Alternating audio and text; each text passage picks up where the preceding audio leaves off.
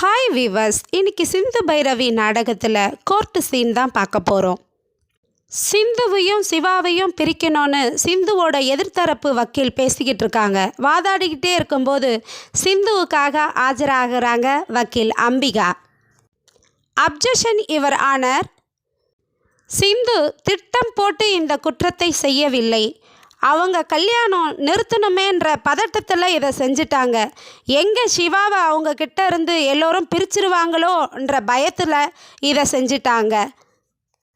அவங்க இப்படி ஒரு தப்பு பண்ணி இருந்தாலும் சிவா தரப்பில் என்ன பண்ணியிருக்கணும்? அவர் சிந்து சொன்னது பொய்ன்னு சொல்லி நிரூபிச்சிருக்கணும். அதை விட்டுட்டு அன்னபூர்ணி சிந்து பேச்சை கேட்டு சிவாவுக்கும் சிந்துக்கும் கல்யாணம் பண்ணி வச்சுட்டாங்க. சிவாவும் சிந்துவை கொஞ்சம் கொஞ்சமாக மன்னிச்சு ஏற்றுக்கிட்டாரு. சிவா சிந்துவை ஏற்றுக்கிட்ட பிறகு அவங்கள பிரிக்கிறதுக்கு என்ன நியாயம் அப்படின்னு கேட்குறாங்க அம்பிகா நீதிபதி அவர்கள்கிட்ட. அதுக்கு எதிர்த்தரப்பு வக்கீல், சிவா சிந்துவை இன்னும் ஏற்றுக்கலை, அதுக்கு ஆதாரம் என்கிட்ட இருக்குது நீதிபதி அவர்களே அப்படின்னு அவங்க வாதாடுறாங்க. சிவா சிந்துவை ஏற்றுக்கலை அப்படின்னு சொல்லிட்டு அன்னபூர்ணி அம்மா வழக்கு தொடர்ந்துருக்காங்க. நீங்கள் எப்படி சிவா சிந்துவை ஏற்றுக்கிட்டாருன்னு சொல்கிறீங்க? என்ன ஆதாரம் இருக்குன்னு நீதிபதி அவர்கள் அம்பிகா வக்கீலை பார்த்து கேட்குறாங்க.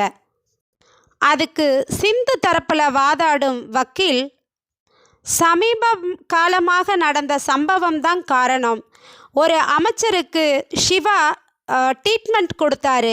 அந்த ட்ரீட்மெண்ட்டு தப்பாக பண்ணிட்டாருன்னு சொல்லிட்டு அவங்க ஆளுங்க எல்லாம் அவரை காருக்குள்ளே வச்சு பெட்ரோல் ஊற்றி கொளுத்திட்டாங்க. அப்போ காருக்குள்ளே சிவா தீயில் எரிஞ்சிக்கிட்டு இருக்கும்போது தேவராஜும் ஸ்னேகாவும் அங்கேருந்து காப்பாற்றாமல் பார்த்துக்கிட்டு இருந்தாங்க. அப்போ ஊர் பொதுமக்கள் எல்லாரும் அவரை காப்பாற்ற தீயில் பயந்துக்கிட்டு ஒதுங்கியே இருந்துட்டாங்க. அப்போது அந்த இடத்துல சிந்து அவங்க உயிரையும் மதிக்காமல் சிவாவை அந்த தீயில் இறங்கி சிவாவை காப்பாற்றினது மட்டும் இல்லாமல் அவங்க தோளில் தூக்கிக்கிட்டு ஹாஸ்பிட்டலுக்கு கொண்டு போனாங்க. இந்த விஷயம் அங்கே இருக்கும் சூப்பர் மார்க்கெட்டு சிசிடிவி வீடியோவில் பதிவாயிருக்கு. அந்த வீடியோ தான் இது யுவர் ஆனர் அப்படின்னு ஆதாரத்தை ஒப்படைக்கிறாங்க. அப்போ நீதிபதி அவர்களும் அந்த வீடியோவை பார்க்குறாங்க.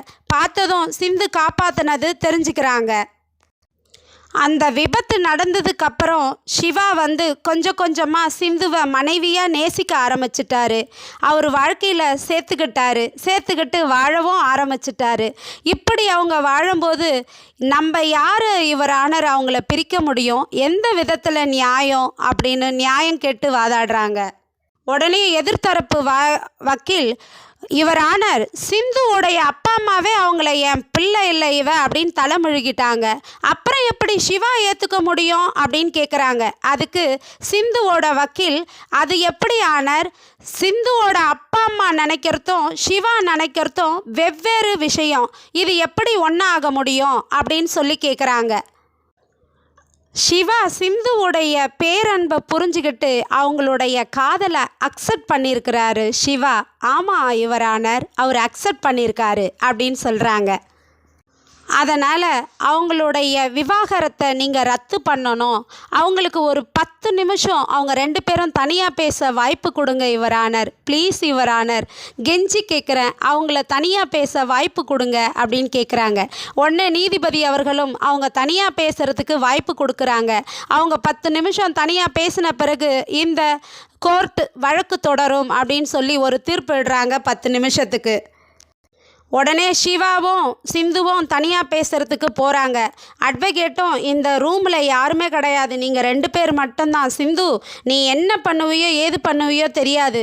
சிவா கிட்ட 10 நிமிஷம் நீ எப்படி பேசுவியோ அவர் உன்னை ஏற்றுக்கிறேன்னு கோர்ட்டில் சொல்லணும்னு சொல்கிறாங்க. உடனே மகா சிவா கிட்ட சொல்கிறாங்க, சிவா நீ அவளை ஏற்றுக்கவே கூடாது, பார்த்து பேசு அப்படின்னு சொல்கிறாங்க. அன்னபூர்ணியும், சிவா அவள் பொய் சொல்லி உன்னை கல்யாணம் பண்ணிக்கிட்டா, அதனால் அவளை நீ ஏற்றுக்கவே கூடாது, நீ ஏற்றுக்காதப்பா அப்படின்னு சொல்லி அனுப்புகிறாங்க. உடனே ஸ்னேகாவும் மகாவும் பேசிக்கிறாங்க. ஐயோ ஆண்டி, என்ன ஆண்டி, சிந்து எப்படியோ சென்டிமெண்ட்டாக பேசி சிவாவை கவுத்துருவா போல இருக்கே அப்படின்றாங்க. அதுக்கு மகா சொல்கிறாங்க, அவளால் ஒன்றும் பண்ண முடியாது, ஏன்னா சிவா அன்னபூர்ணி பேச்சை கேட்கவே அந்த பேச்சை மட்டும்தான் கேட்பான் அப்படின்னு சொல்கிறாங்க.